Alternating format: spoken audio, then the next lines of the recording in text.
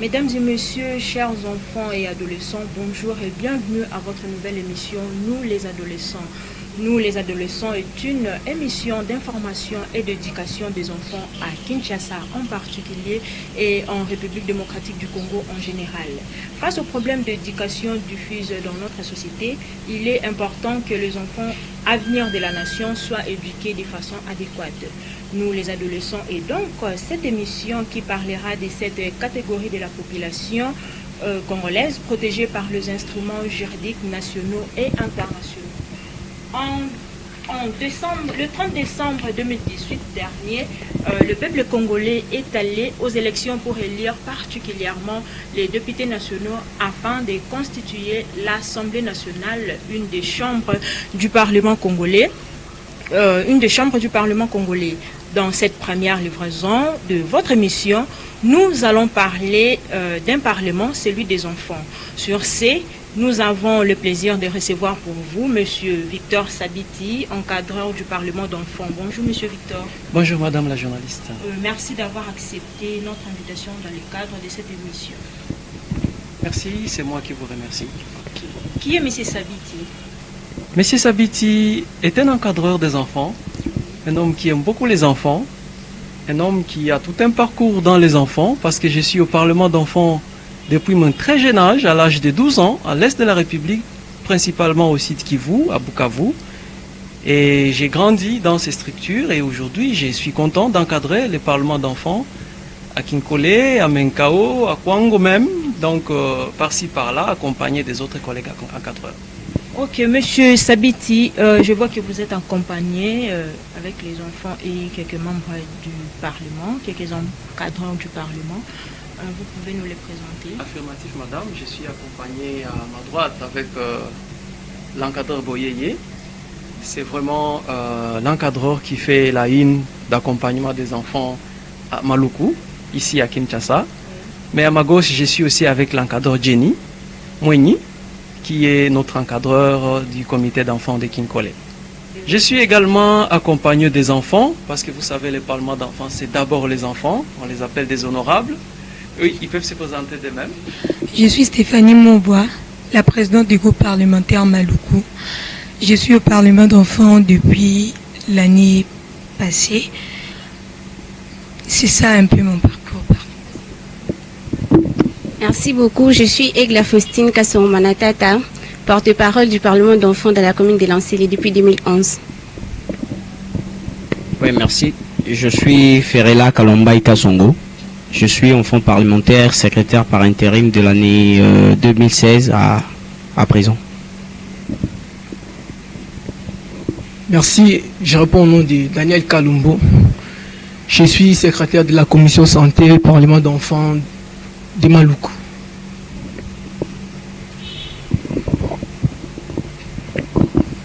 Bon, merci. Moi, c'est Myriam Assosomabenga. Je suis la vice-présidente du Parlement d'enfants Maluku depuis 2015. Monsieur Sabiti, on entend souvent parler du Parlement d'enfants. Pouvez-vous nous expliquer ce qu'est un Parlement d'enfants? Merci beaucoup, madame. Bien qu'il n'y ait pas le monopole de la parole parce que je suis accompagné par toute une équipe, je vais laisser aussi aux autres le temps de dire ce qu'il en est. Mais Parlement d'enfants comme comité d'enfants, parce que ce sont des appellations qui sont similaires, ce sont des structures qui œuvrent dans la promotion des droits des enfants. Par définition, par rapport à notre loi qui protège les enfants au pays, la loi numéro 09/001 du 10 janvier 2009 portant protection de l'enfant en RDC, en ses articles 74, c'est-à-dire 74, alinéa 9, vous trouverez le Parlement et les comités d'enfants comme étant des organes ou parmi les organes de protection sociale des enfants. Et donc, ce sont des structures des enfants qui sont là pour promouvoir les droits à la participation des enfants dans la prise de décisions qui les concernent. Les enfants ont aussi les droits de créer les comités d'enfants qui sont des structures pour faire entendre leur voix. Sinon, pour les compléments, les amis peuvent aussi les compléter. Ok, M. Boyeye, Pourquoi ces parlements d'enfants? Quelle est l'importance du Parlement d'enfants en République démocratique du Congo? Bon, c'est comme a dit l'encadré Victor, le Parlement d'enfants, c'est juste une structure d'encadrement de ces enfants-là. Nous voulons que les enfants, au travers du Parlement, puissent défendre les abus commis à leur égard. Parce que nous avions constaté dans le pays que plusieurs adultes utilisaient les enfants comme instruments. Même dans l'armée, s'il faut le dire, maintenant, il y a un Parlement qui est mis en jeu et à qui les enfants vont défendre donc les abus commis à leur égard. Ils vont aussi défendre les abus commis à l'égard des enfants, en particulier, en général des enfants congolais. Donc tous ces abus-là commis à l'égard de l'enfant, ils sont là pour les défendre. Et faire aussi les plaidoyers pour que les enfants vivent dans un milieu où il faut vivre. Ok, M. Boye, à quand date ces parlements d'enfants? Bon, chez nous à Maluku, c'est juste en 2011 que nous avions commencé avec le Parlement. Mais je crois que nos amis de Kinkol et partout en République démocratique du Congo, ils ont commencé bien avant nous. Nous, c'est en 2011. Non, en général. En général, je crois en 2009. Quoi. Ok, en fait, les mouvements de création des comités d'enfants, parlements d'enfants, les structures de protection des droits des enfants par rapport aux abus qui leur sont commis, comme l'encadré Boye vient de le souligner, datent depuis 2004. Mais c'est du côté de l'Est. Quand je vois l'Est du pays, je vois les provinces du Sud Kivu, dont je suis originaire, les Nord Kivu, la province orientale et même une partie du Katanga. C'est une partie de la République qui est en proie depuis de longues années aux velléités meurtrières, aux guerres. Et quand vous savez, on est en situation de guerre, ce sont les enfants et les femmes enceintes qui en pâtissent. Depuis 2004, vous allez voir à cause de la guerre, plusieurs enfants se sont vus séparés de leur famille. Plusieurs enfants se sont vus enrôlés dans des groupes armés de force. Les enfants se sont vus être obligés d'abandonner leur toit parental pour aller par-ci, par-là. Et tout ça, ça a poussé depuis 2004 des structures d'enfants à hausser la voix, à dire que non, plus jamais ceci. Et c'est ainsi que depuis 2004, les enfants à l'Est ont commencé à parler, à se constituer en structure, quels que soient les noms que ça pouvait porter, club d'écoute des enfants, comité d'enfants, comité pour la défense des intérêts des enfants. Il y a eu beaucoup de noms, mais c'était des structures qui voulaient faire entendre l'enfant pour dire que nous les enfants, nous sommes meurtris par des velléités guerrières. Nous les enfants, nous sommes victimes et qu'il faut que ceci cesse. Alors ces structures ont été tellement bien accompagnées et ont tellement bien fait les choses que vers 2009, la législation congolaise a jugé bon de les doter d'une loi qui pouvait les couvrir. Et c'est ainsi que je vous ai dit en 2009, il y a une loi qui a été adoptée dans notre pays, la loi portant protection de l'enfant, c'est en 2009. Et pas plus tard qu'au mois de mars de l'année 2018, le ministère des Gens, Familles et Enfants de l'EPSP venait de les doter d'une personnalité juridique, un arrêté ministériel qui reconnaît officiellement le Parlement et les comités. Donc, il y a eu tout un processus, tout un acheminement qui a commencé en 2004 et qui a abouti aujourd'hui. Sauf que la partie ouest du pays était un peu en retard parce que c'est une partie qui a peut-être échappé à toutes ces velléités meurtrières, pas comme la partie est. C'est ainsi que le mouvement d'organisation des enfants dans des comités d'enfants à l'ouest ne date que des années 2009, 2010, 2011. Et c'est avec l'accompagnement des différentes organisations internationales, comme la Vision mondiale RDC, en qui je rends hommage, un grand partenaire qui appuie nos comités d'enfants. Il y a aussi l'UNICEF et consorts. Et c'est ainsi que l'Ouest, comme Maluku, l'encadreur de Maluku vient de vous le dire, ils ont commencé vers 2011-2012. À Kinkole également, c'est la même année. Je crois que l'encadreur Jenny peut vous en dire plus, parce qu'elle était la présidente à cette époque-là. Aujourd'hui, l'encadreur, elle a grandi. Mais c'est un peu ça. Bref, depuis 2004, il y a eu des mouvements des enfants qui ont commencé à déclarer qu'ils ne voulaient plus être enrôlés dans les groupes armés, ils ne voulaient plus être séparés de leur famille, ils voulaient se voir vivre dans un environnement de paix et grandir comme tous les autres enfants sont en train de grandir. Madame Jenny, je viens à vous. Dans mon introduction, j'ai parlé des élections des députés nationaux, membres du Parlement congolais. Qui élit les membres du Parlement des enfants? En fait, pour bien expliquer ça, c'est si simple.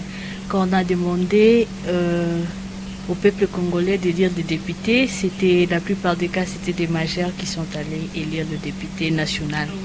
Et alors, pour le membre du Parlement d'enfants aussi, ce sont des enfants.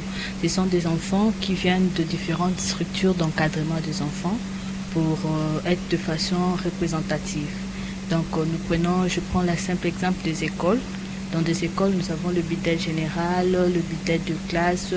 Nous avons aussi des orphelinats et autres structures dont il y a des leaders qui sont des enfants dans ces structures-là.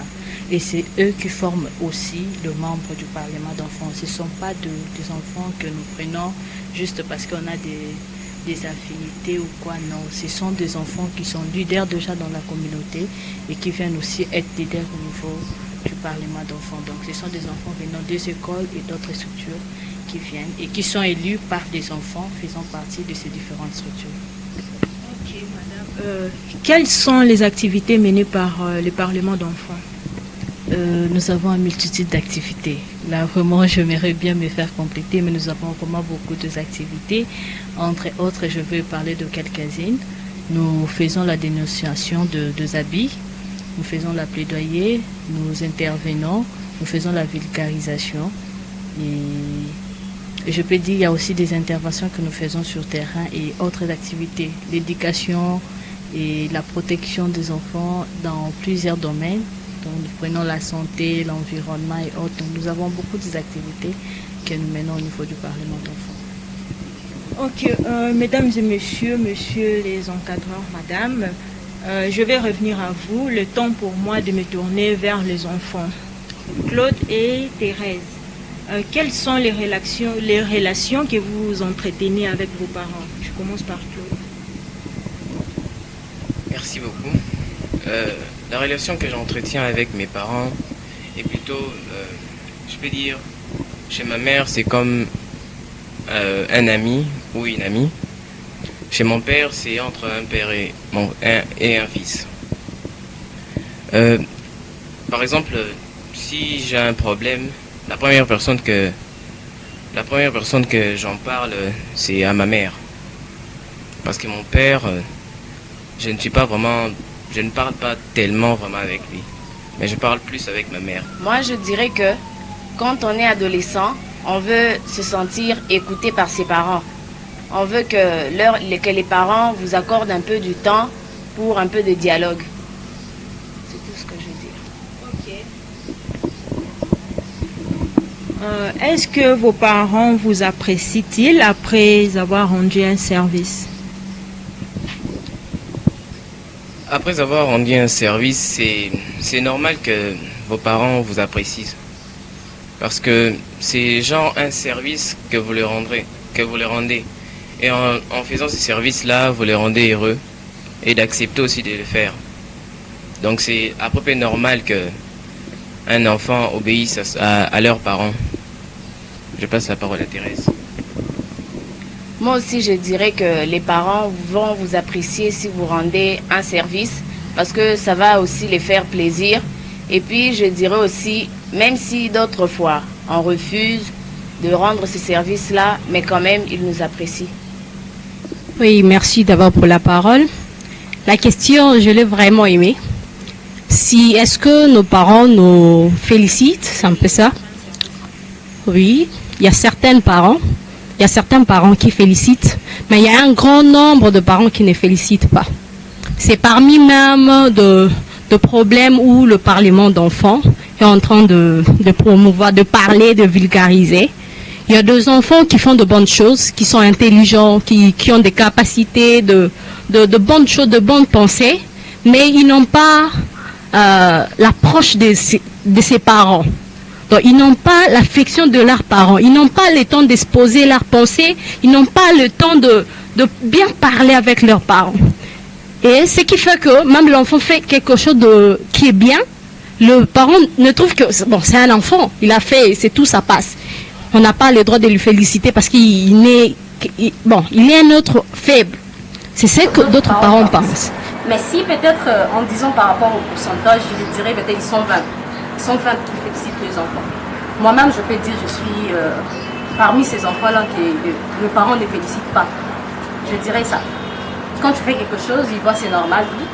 Mais encourager pour que tu fasses mieux, non, ça n'arrive pas. Parce qu'ils nous voient, ils nous sommes faibles. C'est ça un peu. Quand nous agissons mal, oui, il y a certains parents qui des fois arrivent même à agresser son fils parce qu'il a très mal agi. Or, quand un enfant agit très mal, il faut l'approcher, savoir d'abord pourquoi il a agi ainsi. Et comme ça, quand vous lui prodiguez des conseils, l'enfant va changer. Mais avec la réalité, surtout dans notre communauté, je dirais les parents sont un petit peu trop brutaux. Ils vont trop vite en besogne. Au lieu de commencer par poser la question à l'enfant de savoir pourquoi il a agi de la sorte, les parents commencent d'abord par agresser l'enfant. Et c'est ce qui cause un peu de stress au niveau des enfants. Donc c'est un peu ça. Ce qu'elle a dit, c'est tout à fait normal. Parce que moi, quand je vois les enfants de la rue, je vois que je suis vraiment béni d'avoir mes parents et 4 des grands-parents. Parce que eux, ils n'ont pas eu cette chance-là. Parfois, il y a des parents irresponsables, ils vont les rejeter comme ça à cause d'un prêtre, d'un pasteur qui vient dire que non, cet enfant est sorcier, il va abîmer vos plans de réussite dans la vie. Donc, c'est pas vraiment bien ce qu'ils font. Parce que c'est au lieu de construire leur vie, mais ils sont en train de détruire maintenant la vie de cet enfant-là. Or, il est innocent. Il est venu au monde comme ça sans rien demander. Ok, par rapport à la question, comme on dit nos des amis, vraiment ça fait très mal de voir un enfant dans la rue. Or, un enfant s'il est dans la rue, il est sans protection. Donc, ce qui n'est pas tellement bon pour cet enfant. Alors, les phénomènes enfants dans la rue, ce sont des phénomènes qui proviennent de nos foyers, puisque ces enfants ne viennent pas du hasard. Ces enfants viennent de différentes familles. Alors, d'abord, je conseillerais à ces parents-là qui abandonnent leurs enfants de ne pas les abandonner, puisque en abandonnant un enfant, c'est ce qui crée des délinquances juvéniles, des chégués, des koulouna, et ainsi de suite. Aussi à ces enfants-là qui partent dans la rue eux-mêmes, sous influence des autres amis, de rester sous leur logis ou leur maison, parce que sortir dans la rue, c'est vraiment s'exposer à des différents dangers. Et demain, tu ne seras pas utile à la société. Donc c'est un peu ça. Oui, merci. Quant à moi d'abord, je dirais, ces phénomènes qu'on appelle enfants de la rue, je n'accepte pas ça comme ça. J'ai dit les enfants dans la rue. Parce que la rue n'a pas donné des enfants. Les enfants viennent de parents, viennent dans une toit ou quelconque, dans une maison, et c'est là que les enfants proviennent. Ce ne sont pas les enfants de la rue, mais ce sont les enfants dans la rue. Et dans le Parlement, quant à moi d'abord enfant, ça me fait très mal. Mais comme j'ai eu la chance de participer, d'adhérer dans une association où on est en train de lutter contre toutes ces pratiques néfastes à l'encontre de l'enfant, nous faisons des plaidoyers. Nous vulgarisons la loi portant protection de l'enfant qui dit que l'enfant a droit de vivre une vie meilleure dans des conditions qui est adaptée à son niveau. Et par rapport à ça, nous plaidons. Nous dénonçons aussi des cas pareils. Si peut-être l'enfant a été chassé de la maison ou un pasteur a dit de n'importe quoi sur l'enfant, là nous dénonçons ces cas. Et à part ça aussi, nous partons à la recherche de ces enfants pour savoir d'abord c'est quoi, qu'est-ce qui a amené l'enfant dans la rue, qu'est-ce qui est à la cause, c'est quoi vraiment le problème qui fait que nous ayons ces phénomènes de enfants dans la rue. Mais je dirais aussi à nos parents, à nos chers parents, qu'il faut planifier.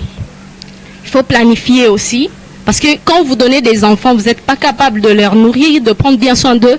Les enfants sont aussi influencés parce que ce sont des êtres faibles. Quand ils écoutent, ils voient quelque part, tout marche bien et à la maison, ça ne marche pas bien. Ils peuvent aussi suivre là-bas. Et quand vous n'êtes pas à mesure de donner des enfants ou peut-être le niveau social ne le permet pas, planifier. Ayez des enfants avec équilibre. Et de parents qui ont des moyens, peut-être qui ne font pas enseigner les enfants, qui n'ont pas le temps de prendre charge ou ils n'ont pas le temps de parler avec les enfants écoutent aussi certaines choses qui viennent d'ailleurs. Il y a des enfants qui ont peut-être de mauvaise éducation. Ils disent aussi aux autres, non, Moninga, la libanda, je fais ça. Tout ça, ça influence l'enfant. L'enfant aussi peut sortir de la rue. Et à part ça aussi, le phénomène des églises, tout, ton enfant, c'est ton enfant. Il faut d'abord écouter l'enfant.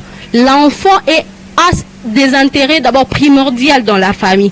Au lieu de s'occuper d'abord de ses pasteurs, de ses églises ou qui, je ne sais pas, il faut d'abord prendre soin de ton enfant. C'est un peu ça. Oui, merci beaucoup. Moi, je dirais, quand bien même que ça fait mal, en tant qu'enfant parlementaire, d'abord, avant, quand je voyais ces enfants dans la rue, les enfants faisaient peur. Quand vous voyez déjà leur attitude, leur façon de se comporter, leur habillement déjà, ça fait peur. Mais actuellement, depuis que je suis au Parlement d'enfants, quand je passe et je vois les enfants comme ça là, ça rappelle en moi déjà, parmi les objectifs du Parlement d'enfants, c'est lui de plaider en faveur de l'intérêt supérieur de l'enfant. Et l'intérêt supérieur de ces enfants, c'est leur réinsertion dans les familles, leur rééducation. Donc, quand je passe et je vois ces enfants, je ne peux pas me laisser de ne pas plaider en leur faveur. Donc, nous adressons des mémos auprès des autorités compétentes afin de rééduquer et de réinsérer ces enfants dans des familles. Ouais, à ces propos, moi je peux juste te dire que dans ces sujets, on se retrouve entre deux cas. Le premier, c'est qu'il y a des enfants qui se mettent dans la rue. Et il y a des enfants qui sont chassés de la maison, qui se retrouvent dans le cas où ils sont obligés de quitter la maison, de se mettre dans la rue. Mais moi, je me rappelle en 2016, je me rappelle encore de la date, d'ailleurs c'était le jour de mon anniversaire et tout. J'ai passé toute la journée à ramener un enfant chez lui. Cet enfant a quitté chez lui parce que son père le frappait, pas avec n'importe quoi, avec un barre de fer. Donc il avait des cicatrices graves.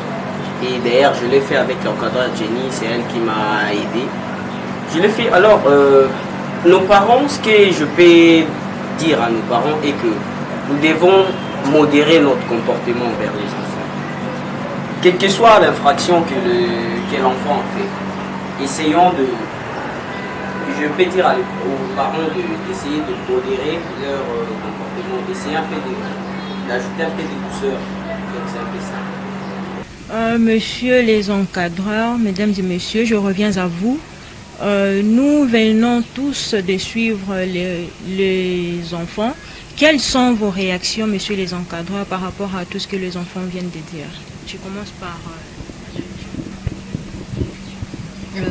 Si je vais rajouter quelque chose par rapport à ce qu'ils viennent de dire, j'espère que dans leurs interventions, vous avez compris que ce sont des enfants qui sont sur terrain, en train de mener des actions et de contribuer étant que de bons citoyens.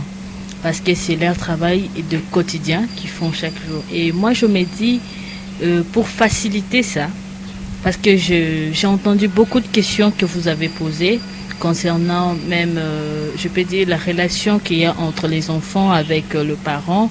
Et vous avez parlé du phénomène des enfants vivant dans la rue. Et tout ça, je me dis, pour faciliter ça, il faut faciliter la création de plusieurs structures d'enfants, mais aussi l'installation d'un parlement d'enfants au niveau national.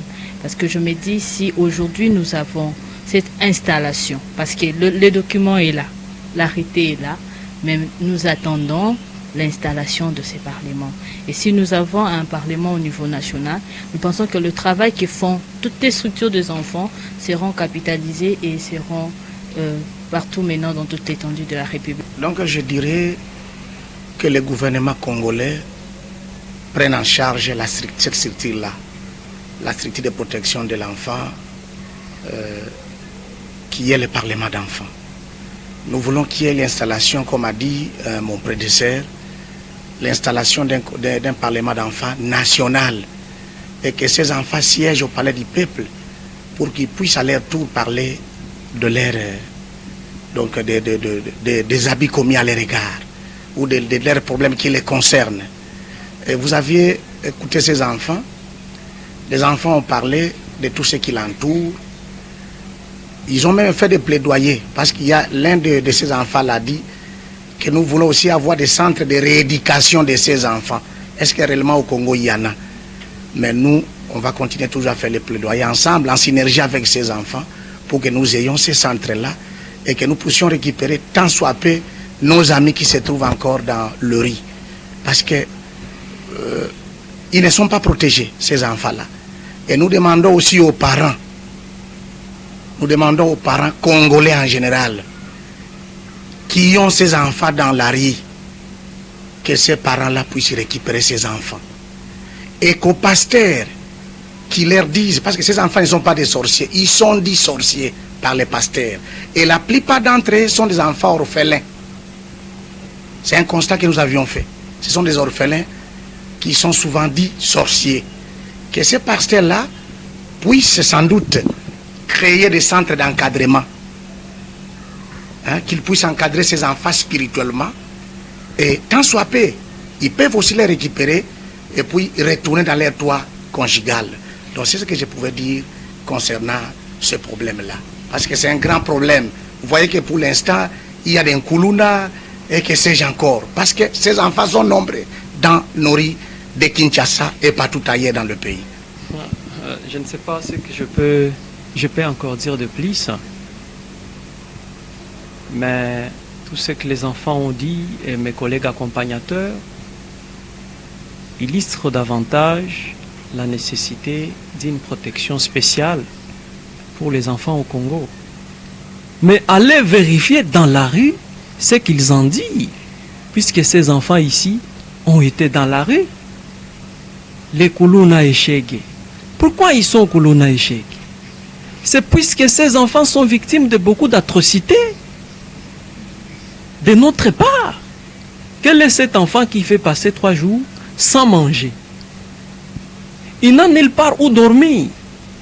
Il passe la nuit à la Belle Étoile et personne ne peut l'aider même avec un 50 francs pour qu'il mange. Et c'est ainsi que ces enfants deviennent atroces et même très turbulents envers nous. Parce qu'ils en disent les cauchemars et même la tribulation dans la vie. Je crois que nous avons échoué. Et nous devons prendre conscience, d'abord en famille, je commence par la famille, c'est ça la base. Un enfant l'a dit, la loi portant protection de l'enfant, l'enfant a son domicile chez ses parents. Son père ou sa mère, à défaut sa famille élargie.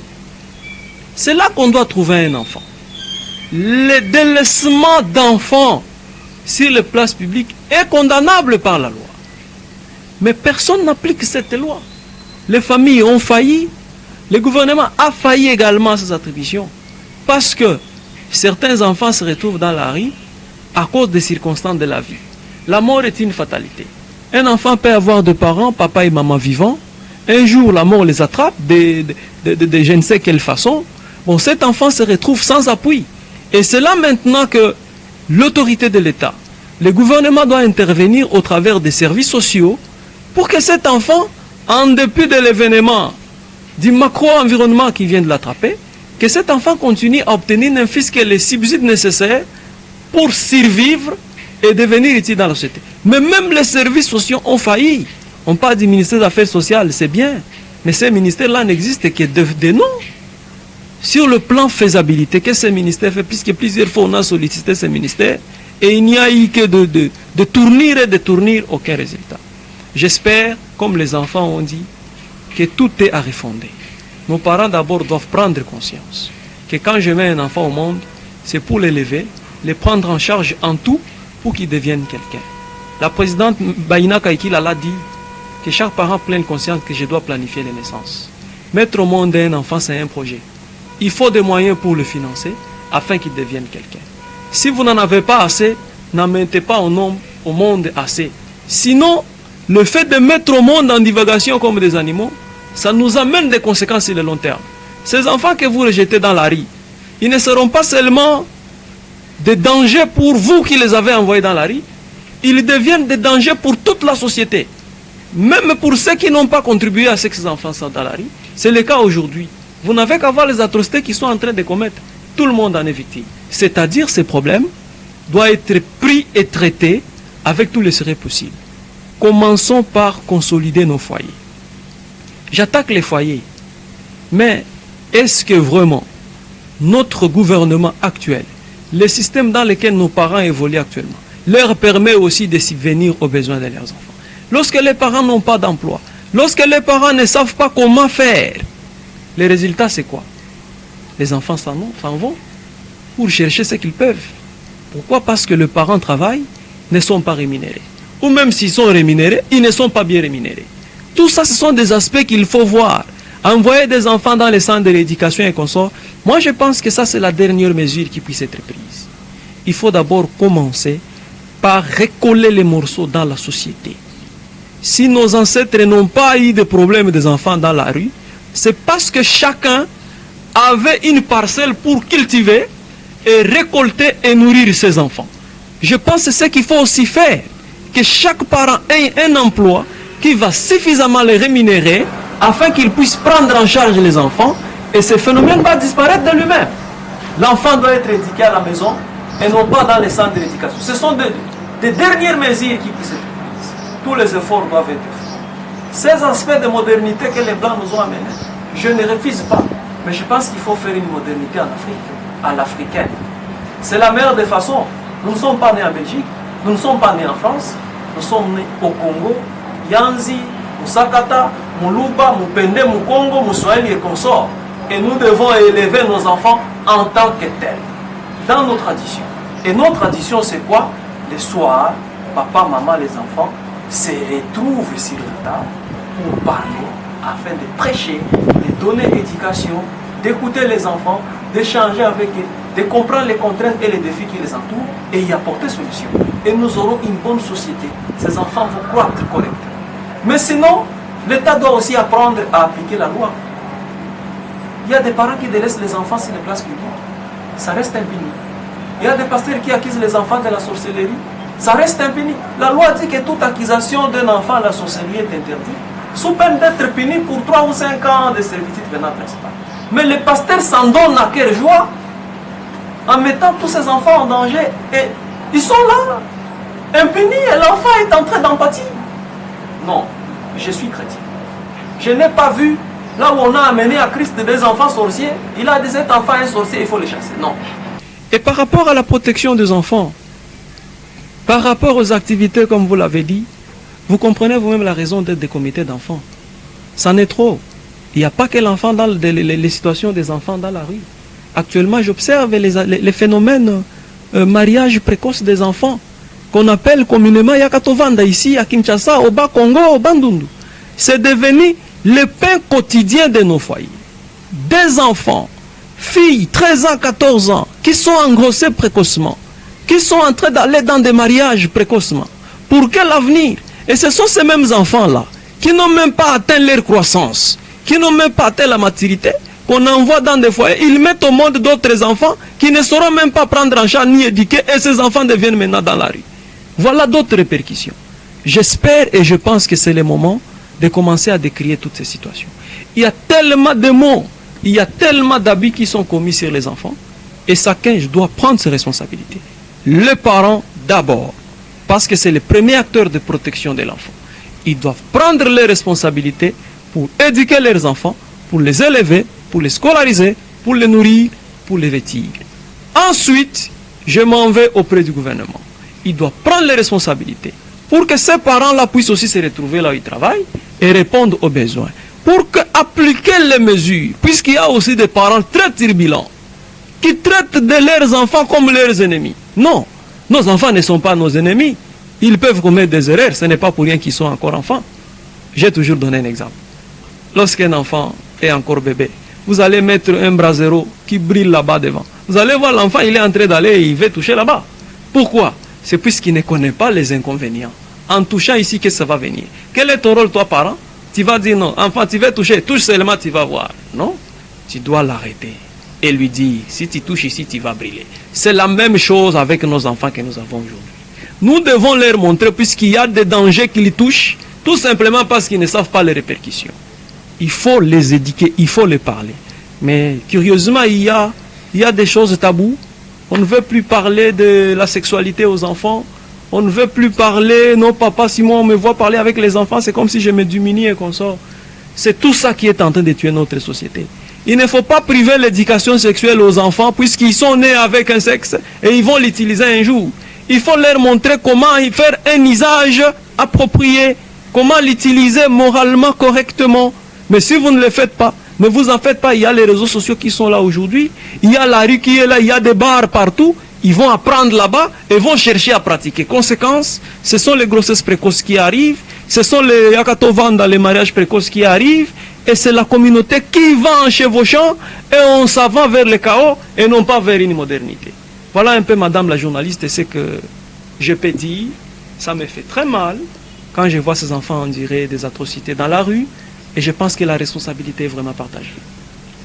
Ok, la responsabilité est vraiment partagée. Monsieur Moyeye, je viens à vous. Quels sont les instruments juridiques qui défendent le droit des enfants au niveau national qu'au niveau international? Merci beaucoup, madame. Ces instruments sont nombreux. Au niveau national, nous avons la loi qui a été promulguée, la loi du 10 janvier 2009, promulguée par le président de la République. C'est aussi un instrument juridique national. Nous avons la Convention relative aux droits de l'enfant. C'est aussi un instrument juridique, mais qui est maintenant international. Donc ces instruments sont nombreux qui protègent l'enfant. Ils sont nombreux. Je crois que Papa Victor, les autres, peut encore ajouter d'autres. Oui, Madame Jésus. En parlant des instruments juridiques qui défendent le droit des enfants. D'accord.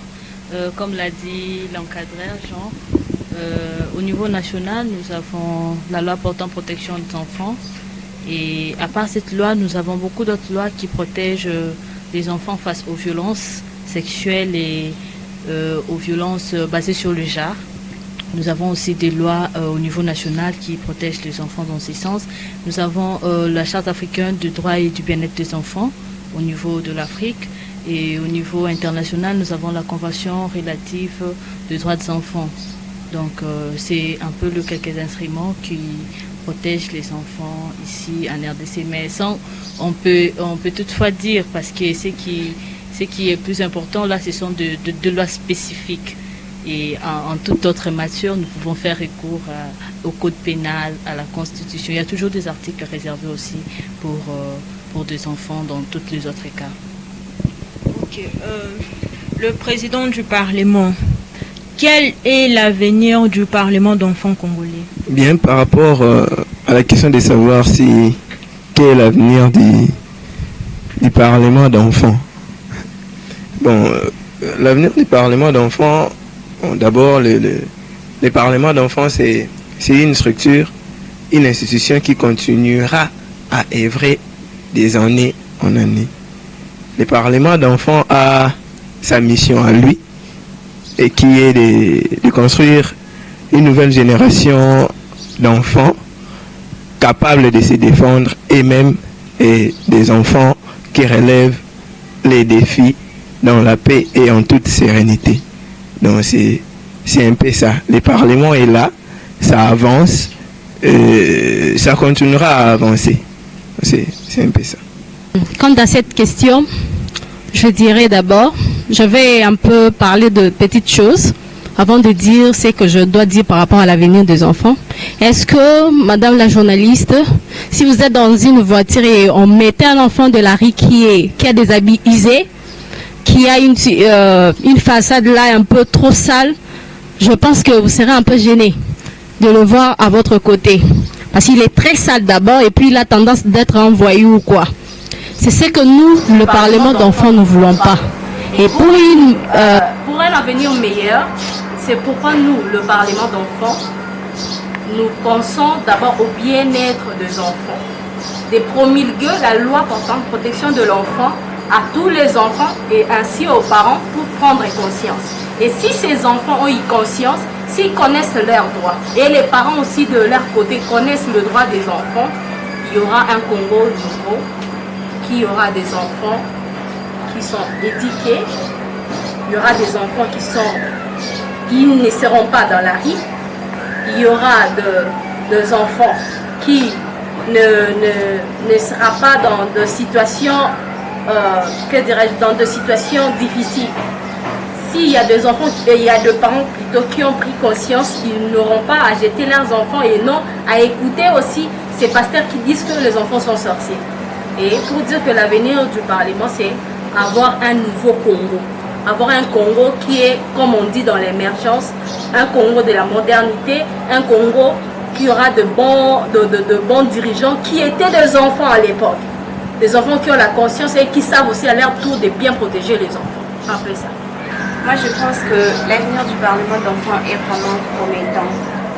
Parce que si nous revenons un peu en arrière avec nos activités, parce que nos activités marchent toujours de pair avec nos objectifs. Quand nous voyons les cas de dénonciation, nous sommes partis de 190 cas d'abus dénoncés en 2013. En 2015, nous en sommes arrivés à 15 seulement.